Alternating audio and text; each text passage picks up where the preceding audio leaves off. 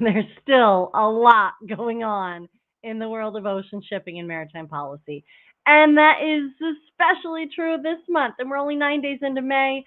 There was a lot happening in April. We have the National Maritime Day later this month. I'm expecting more to come down. We'll see. I've been keeping a close eye on all of it, from new leadership nominees and legislation on the Hill to proposed tariff on port equipment. Have you paid attention to that? Strategic moves from ocean carriers and a few under the radar, but like very important deadlines that are coming up very quickly, like next week quickly, to make note of. There is a lot to talk about, so we're going to talk about it today. Hi, welcome back to By Land and By Sea, an attorney breaking down the week in supply chain, presented by the Maritime Professor, me. I'm Lauren Began, founder of the Maritime Professor and Squall Strategies, and I'm your favorite maritime attorney. Join me every week as we walk through both ocean transport and surface transport topics in the wild world of supply chain. As always, the guidance here is general and for educational purposes only. It should not be construed to be legal advice, and there is no attorney-client privilege created by this relationship. Nope, no attorney-client relationship created by this podcast. It's been a while. If you need an attorney, contact an attorney. Usually we go through my top 3 stories of the week, but this week every story is a top story, so let's get into it. It's the captain's log. All right, story number 1. Steve Carmel has been nominated as Maritime Administrator.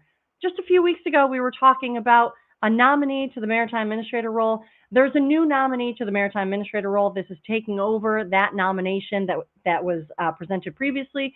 President Trump has nominated Steve Carmel to head the U.S. Maritime Administration, MARAD, which would be replacing Brent Sadler's nomination, which has now been withdrawn.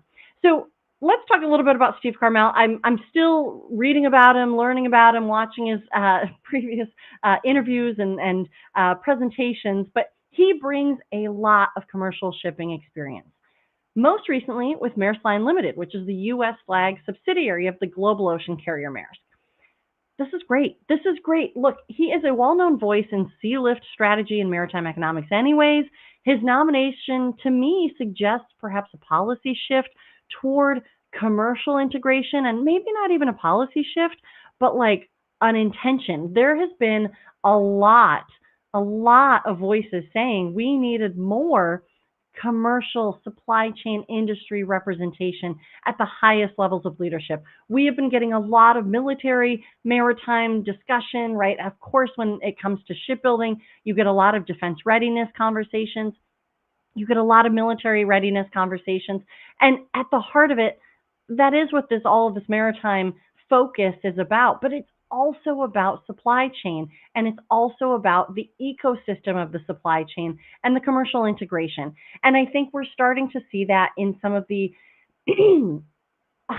supporting roles to the otherwise ocean shipping, right? We're seeing drayage providers, trucking providers, especially on the West Coast, talking about how some of these tariff and trade discussions and the lower import volumes, the impact that it's having on them now and not later in the month when it's being said that some of the imports might be, shelves might start to find themselves empty by the end of the month or early June. That's what I've been hearing from some of the importers out there.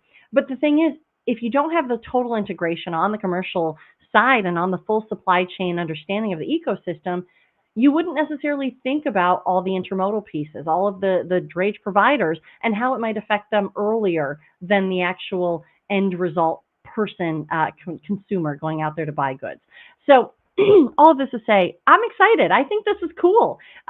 He may be especially well positioned to help bridge that gap between private and public sectors here, and a much needed connection to the U.S. faces global supply chain vulnerabilities. I think that this is great that he has firsthand experience of how ocean shipments work, having worked for the U.S. flag subsidiary, Maersk Line Limited. So MERA does oversee U.S. merchant marine, strategic sealift, and programs like the Ready Reserve Force, which is basically like emergency backup fleet for national crises. Maritime is going to need a three-pronged approach here. And this is what I'm seeing kind of as one of the themes, right? I'm whenever I look at new administrations, I try to find the themes among them. And I think I probably mentioned this, but I see a three-pronged approach here that's needed for revitalization, effective revitalization in the maritime sector. We need the ships. We've been hearing a lot about the ships. We have Ships Act. We have the executive order that talks a lot about shipbuilding. We need U.S. ships. But in order to have ships that last, we need mariners to operate those ships. We're going to be seeing a lot more coming out about mariners, but I'm already seeing tax breaks. I'm already seeing public student loan forgiveness incentives.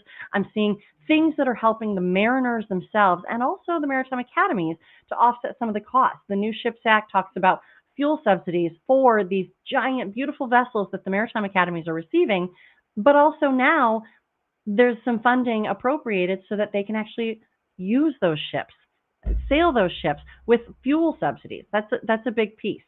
But then the third part is cargo. And I think that's where we're seeing some of these tariff discussions talk about moving and exemptions of the USTR Section 301 waivers that might be associated with the cargo coming on U.S. flag vessels. There might be exemptions for U.S. flag companies, or just some sort of an intention to U.S. owned, operated. That's trying to impact the movement or the behavior of shippers trying to decide where their cargo will go. So it's the three-pronged approach. It's the ships, it's the mariners, and it's the cargo. And keep that in mind as these proposals continue to trickle out. We're going to see an emphasis on really trying to impact that behavior based on the shipbuilding, the manning of those ships, and where the shippers are choosing to ship their goods. All right, story number 2. So Ships for America Act returns last week with reinforcements. So the Ships for America Act was reintroduced into Congress, and it marked a pivotal step toward revitalizing the U.S. maritime industry. It kind of creates the legislation that's supportive of some of these otherwise initiatives floating around out there. This gives it a hook. The bipartisan legislation aims to expand the U.S. flag fleet and strengthen the nation's shipbuilding capabilities. So the original act was introduced December 2024. The Ships for America Act sought to expand the U.S. flag fleet to 250 vessels by 2035, which would enhance strategic sealift capacity. It also sought to rebuild the U.S. shipyard industrial base, providing financial incentives for modernization and expansion of U.S. shipyards and just the base in general. This is interesting. This is something that we saw in the executive order. It establishes a maritime security advisor within the White House to coordinate maritime policy across federal agencies. We already have somebody in that role, but it's great to see a maritime person that close to the White House because, as it's rightly being pointed out, maritime security is national security. We're also seeing something interesting, creating a maritime security trust fund to support ongoing investments, maritime infrastructure and workforce development. There's also a maritime prosperity zone that's being introduced, both in the executive order and a little bit more explanation in the Ships for America Act. I think that both the Maritime Security Trust Fund and this Maritime Prosperity Zones are going to be really interesting. I think that the Maritime Prosperity Zones is going to be probably something akin to, I don't know if you knew this, but Massachusetts has designated port areas, DPAs. Now, these are areas reserved for maritime industrial uses. Obviously, ships need a shoreline, and as the world is developing condos along shorelines, these DPAs or perhaps maritime prosperity zones are going to be more important. But maritime prosperity zones might not only be along the shoreline, they might also be elsewhere. And I'm thinking that maybe transloading, maybe there's something there. I don't know. We'll see. But something to pay attention to. I think that these new ideas are going to be a little bit more all-encompassing. And I think that there's going to be some great opportunity for innovation and creative thinking to be applied to Maritime Security Trust Fund or Maritime Prosperity Zones. We're also going to see enhanced mariner recruitment and training, ensuring a robust pipeline of qualified personnel. So that's not only from the original act, but now the reintroduction. There are investment tax credits in the reintroduction, kind of an expansion of those. We're going to see, or we are seeing, strategic commercial fleet program. So establishing a program to increase the U.S. flag fleet to 250 vessels like we saw, mandating that these ships be built, U.S. crewed, and capable of serving national defense interests. And then also allowing temporary use of foreign-built ships with a phase out by fiscal year 2030. Some of these reintroductions, I think the new proposal out of USTR Section 301 and now this reintroduction of the SHIPS Act is allowing for a longer runway, because we obviously can't just flip the switch. We can't just make vessels within a week's notice. It's going to take longer than that. And so allowing temporary use of foreign built ships with a phase out target, here the target is 2030, I think is a more realistic approach, and also kind of a more nuanced approach. That's not quite exactly what I'm trying to say, but a better way of doing it, because it's going to allow for that transition from the current reliance on foreign built ships to U.S. built ships once we get some of the other components going and we get that U.S. shipbuilding industrial base expanded. We're also seeing cargo preference requirements included in this reintroduction. We're seeing those maritime prosperity zones. Like I said, this is introducing zones offering capital gains tax exemptions for maritime industrial investments in designated regions. But then also in this reintroduction, a Ship America office. So establishing an office within MARAD, the Maritime Administration, to promote the use of U.S. flag vessels by commercial shippers. And I think that this is something that isn't necessarily, it's part of the promotional objectives of MARAD, but this is something that I don't know if commercial shippers are taking into consideration. There are U.S. flag companies that do international container movement shipment. You can actually use a U.S. flag company. Like I said, it might be a subsidiary of a larger global ocean carrier, but there are U.S. flag companies, APL, Maersk Line Limited, that can actually ship cargo, containers, internationally. Something to look at, and now with the Ships America office, it's something that I think we're going to see perhaps more utilization of. Also developing a verification program for self-certification industry standards under the Ship America office. So why does all this matter? China's dominance in global shipbuilding, right? This is what it is. The Ships for America Act talks about the dwindling U.S. fleet. This legislation represents this comprehensive strategy and a legislative hook to enhance that national security by ensuring reliable maritime logistics in times of conflict. That's kind of one of the themes going behind why this is all happening, why this is elevated to a top 5 issue of the presidential office. It's going to stimulate economic growth through investment in shipyards and creation of high-paying jobs. It's going to reduce dependency on foreign vessels for transporting critical goods, and particularly as we continually see, reducing dependency on China-based movements and China-based companies. And it's also going to promote innovation in shipbuilding and maritime technology. There were some pretty cool sections of both the Executive Order and Ships for America Act that talks about kind of this R&D, this research and development, this new section of maritime innovation. And I think that this will be cool. I think in one of my past episodes, I talked about we might see the F-150, but then we might also see the Cybertruck. And I think that that's something that this administration seems to be looking at, is let's do a copy and paste of just a paperweight that floats that carries containers, but then let's also build something that's cool, that might be something that's like, yeah, I want to buy that ship. So we'll see where this goes, but I think that this is interesting. And Ships for America Act was reintroduced last week. Go take a look at it. There's some new stuff in there. Story number 3, look, reports are saying that imports are down, and certainly that's true.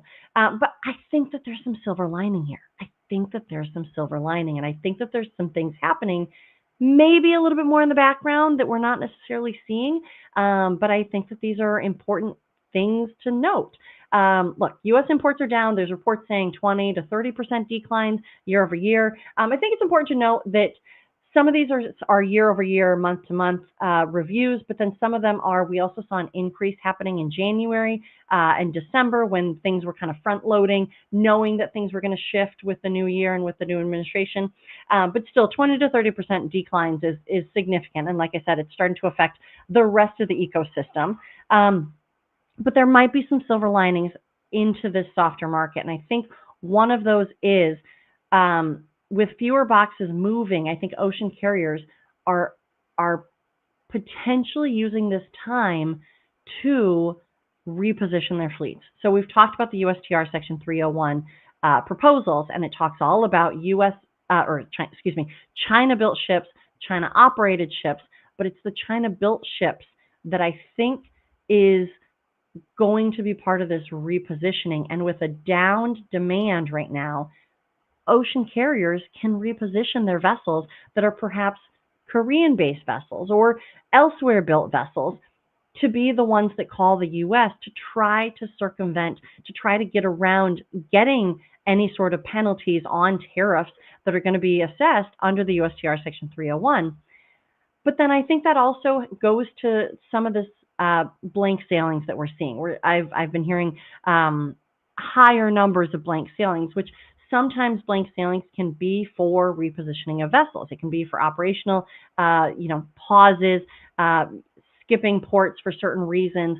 But I also think that that might be related to some of the repositioning of vessels for longer term strategic value.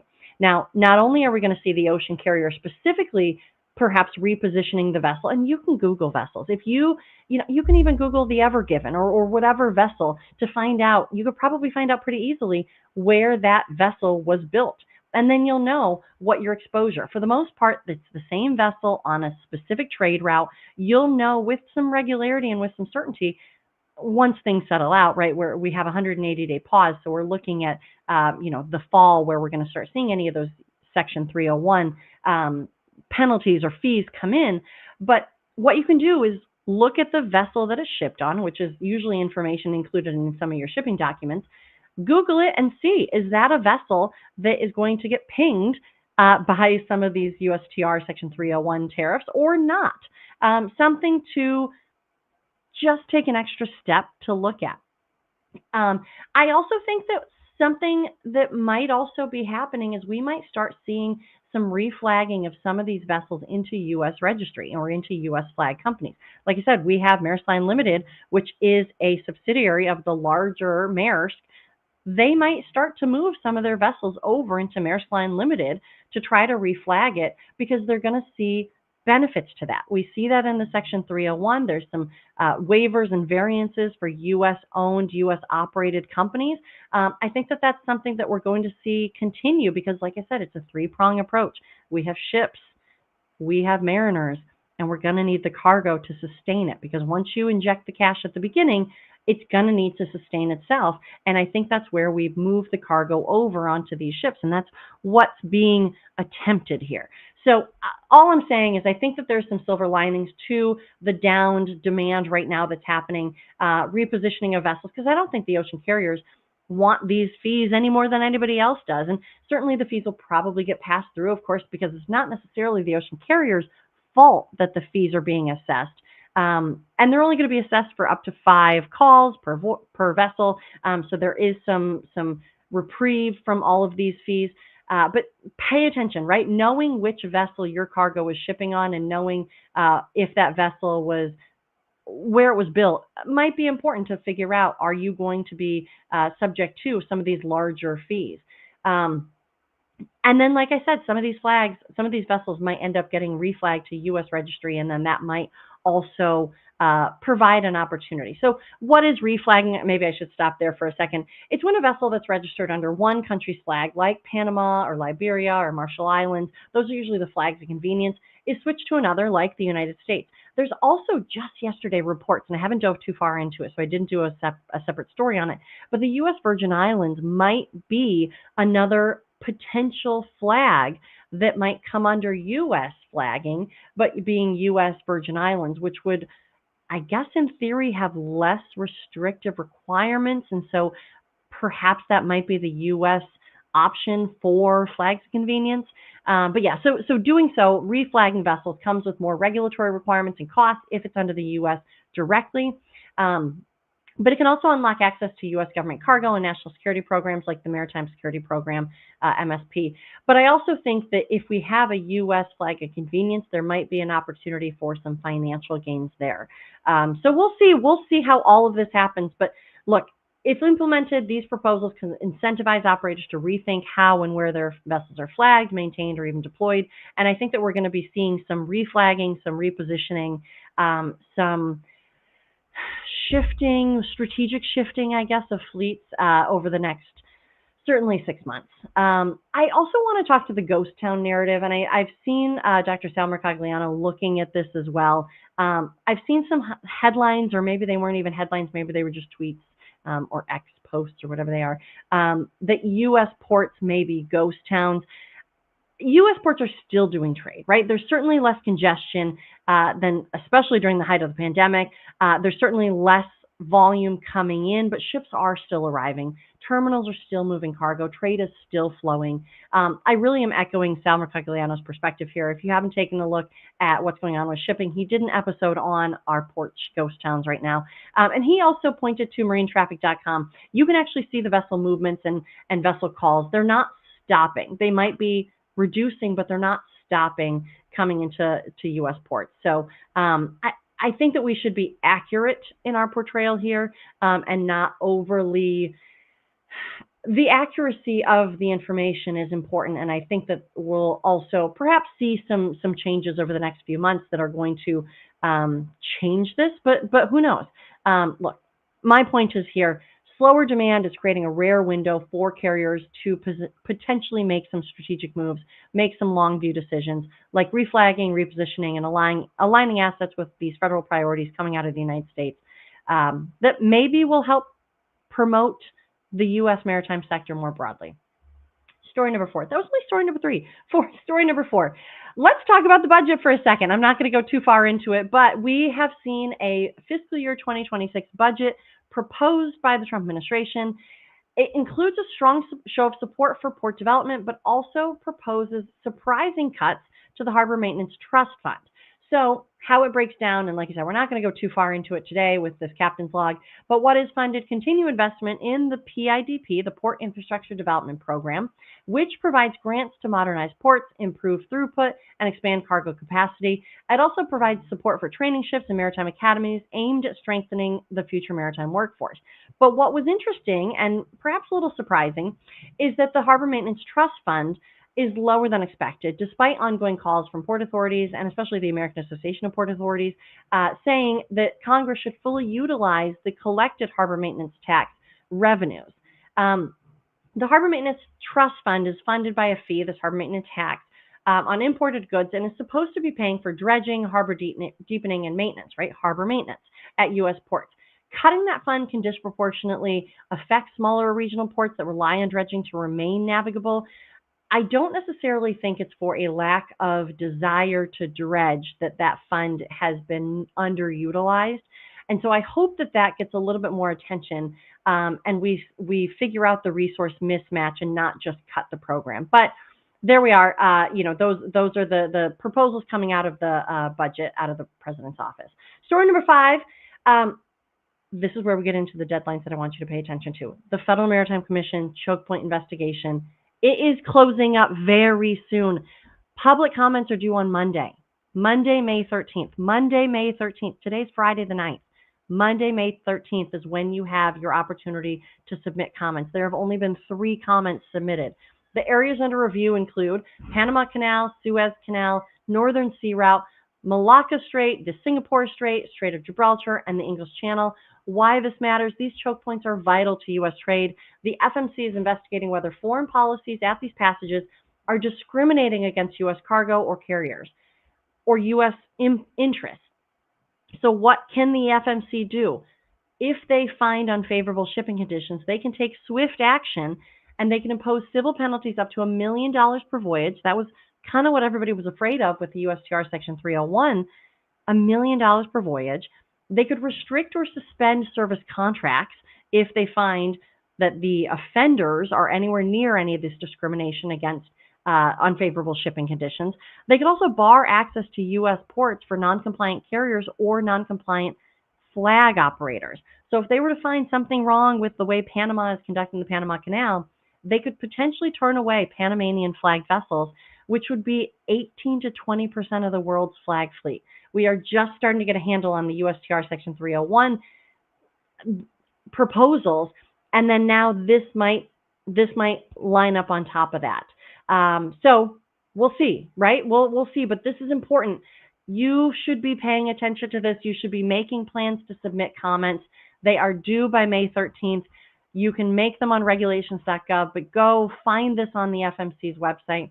If you want a quick primer, I do have a course on this, Maritime Choke Points, on the maritimeprofessor.com. Take a look if you want just kind of a quick and dirty version of what's going on, what are they looking at, why are they looking at it, and how this is going to impact everybody. Take a look at the maritimeprofessor.com. But above everything else, go take a look at this actual proposal. May 13th, this is the opportunity to have your voice heard, the whole industry to have our voice heard. You're going to miss your chance if you don't get your comments in by May 13th, by Monday. Story number 6, this one's just kind of a fun one. Let's head to the Midwest for this one. Invasive carp, laser barriers, and unlikely alliances in the Great Lakes. In the Midwest, we have ecological concern is creating some unlikely but constructive political collaboration.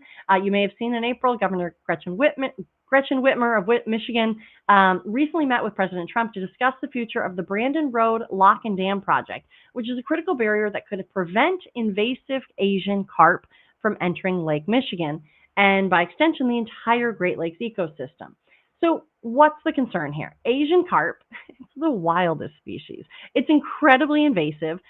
What they do is if you are out fishing and you have just a motor on the back of your vessel, right? Of course, you're just out fishing on a fishing boat. They like dive bomb your boat. They will just jump out of the water and will hit you while you're fishing. Now that's not even the worst of what they do, but that's certainly the most disruptive if you're a fisherman. Look, well, partially most disruptive because they could outcompete native fish. They disrupt commercial and sport fishing, and they just throw an overall wrench into the region's $7 billion maritime and freshwater economy. There are some wild things that have been in place for quite a while. They have electric fields, there are sound deterrents, and yes, there are even laser beams, literal laser beams in the water that stop these Asian carp from advancing upstream. They're mostly located in Illinois, Chicago River, and elsewhere, but they attempt to stop the aquatic invasive species to coming in. This isn't science fiction. It's happening right now just outside Chicago.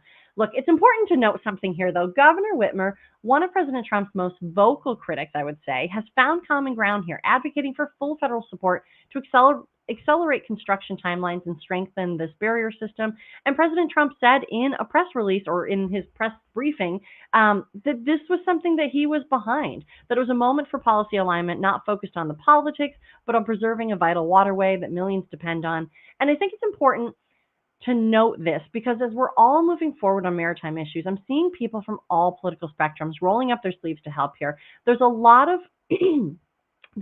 politics at play, and certainly there's a lot of political consternation. But I think the point here is for the maritime issues, a good idea is a good idea. And it seems like this administration, and certainly those supporting maritime in this administration, want to hear from the maritime industry and want to hear suggestions and good ideas in whatever form that comes. This is great news for Michigan. All right, story number 7. We're going to be closing up with story number 7 here. Section 301 tariffs. We've been talking about them periodically today. We've been talking about them a lot over the past few months, weeks, certainly since that April 17th new proposal out of the USTR. But one other thing that I wanted to highlight from the USTR April 17th proposal is their proposed fees on ship-to-shore cranes, chassis, and other cargo handling equipment. So let's kind of revisit this for a second here. Excuse me. United States Trade Representative proposed a sweeping set of fees targeting vessels with China ties. This was part of the broader Section 301 investigation into China's dominance of the global maritime supply chain. So it was $1 million per port call initially. They've since reduced that. They've separated it out to China-built vessels operated by Chinese companies versus China-built vessels operated by non-Chinese companies. We see kind of a runway, again, if you will, of when those fees go into effect. But there's a critical piece that really isn't getting as much attention, that USTR in that same document under Annex 5 is proposing additional duties of up to 100% on Chinese origin maritime equipment and components and ship-to-shore cranes. And so what we're seeing is the different categories of intermodal chassis, trailer frames that carry shipping containers, 20 to 100%. I'm going to repeat that, 20 to 100% tariff rate. Chassis parts, key components used in container transport, 20 to 100% on that proposed rate fee. And then also ship-to-shore gantry cranes. So these are the higher low-profile steel cranes used to unload container ships. It's the way that vessels and land meet. It's the ship-to-shore crane, right? Ship-to-shore crane. 100% proposed on this. This is something that was proposed previously under the Biden administration and luckily got stopped in its tracks. This is significant because there just aren't other ship-to-shore crane options. So this is something that I really want to see the industry pay attention to, submit comments on. So what's also included, right? What's cargo handling equipment? We're looking at mechanical and digital infrastructure used at marine terminals, so cranes, spreaders, lifting gear, yard trucks, intermodal chassis, terminal automation systems, diagnostic software. We're looking at chassis, containers. I mean, can you imagine if we had 20 to 100% fee on containers or chassis? That would just add to the overall consumer cost of everything going in until the industry was able to catch up and until we were able to have U.S. or non-China options. And certainly there are non-China options on some of these other marine handling equipment, but the ship-to-shore cranes, there really aren't. Look, this is important. This is something to pay attention to. Important deadlines. If you want to testify at a public hearing, the public hearing will be May 19th. The deadline to request to testify was actually yesterday, May 8th. It's okay. You know, if you still want to testify, I'd say submit it anyway. See, let them say no. Look, it was due yesterday. Today's May 9th. It was due May 8th. But you can still have an opportunity to write comments. So those are due May 19th. So that's when that public hearing is going to be happening. You can still write comments. And then you have 7 days after the hearing for rebuttal comments. This is important, a significant escalation in U.S. maritime trade enforcement. If you're a port operator, terminal equipment vendor, chassis pool manager, supply chain strategist, anything to do with the maritime industry, I mean, you can't just protest it. You have to come up with better ideas. And to me, it feels like one of the better ideas is a little bit more of a runway. But if they don't hear from anybody, they're not going to know that the industry needs a runway here. So we saw it with the USTR initial proposals where everybody came together and had this great brainstorming session at the hearing. I think that this moment requires a similar engagement from the industry. We have to be paying attention to this. Chassis, containers, the lifeblood of supply chain, but then also these ship-to-shore cranes. So look, we've covered a lot of things today in this episode. Federal nominations, shipbuilding legislation, shifting carrier strategies, serious trade enforcement tools, but the two deadlines you have to pay attention to. Write them down as you're listening right now, or do a Siri note. May 13th, the deadline to submit comments on the FMC's Maritime Choke Points investigation. That's Monday. If your cargo, vessel operations, routing decisions have ever been impacted by choke points access, or you've seen uneven practices at places like Panama Canal or Suez Canal, you got to be submitting comments. This is a unique opportunity to influence, and the FMC can move quickly. There might not be a proposal with comments. This might just be they take action. So May 13th, today's May 9th, May 13th. And the second date is this May 19th date. This is for the USTR proposed Section 301 tariffs on the ship-to-shore cranes, the chassis, and the cargo handling equipment and the containers. May 19th. Look, if you need a briefer on the maritime choke points, I have an e-course. I told you about that. That's on the maritimeprofessor.com. Take a look at these two dates. We're looking at May 19th and we're looking at May 13th. Both very important. Got to submit the comments. This is when you get your voice heard in the maritime industry. And we're seeing these comments make a difference. These comments are making a difference. And so it's important to stay engaged. As always, the guidance here is general for educational purposes only. It is not legal advice. If you need legal help, reach out to an attorney, contact an attorney. For consulting, training, or policy insight, though, you can find me at Squall Strategies or the Maritime Professor. Legal questions, go to Squall Strategies. General industry information and insights, go to the Maritime Professor. Subscribe to By Land and by Sea if you like these podcasts. Watch the full episodes on the YouTube page By Land and by Sea, presented by the Maritime Professor. Come learn more about what the maritimeprofessor.com is offering. And until next time, I'm Lauren Began, the Maritime Professor, and you've just listened By Land and by Sea. See you next time.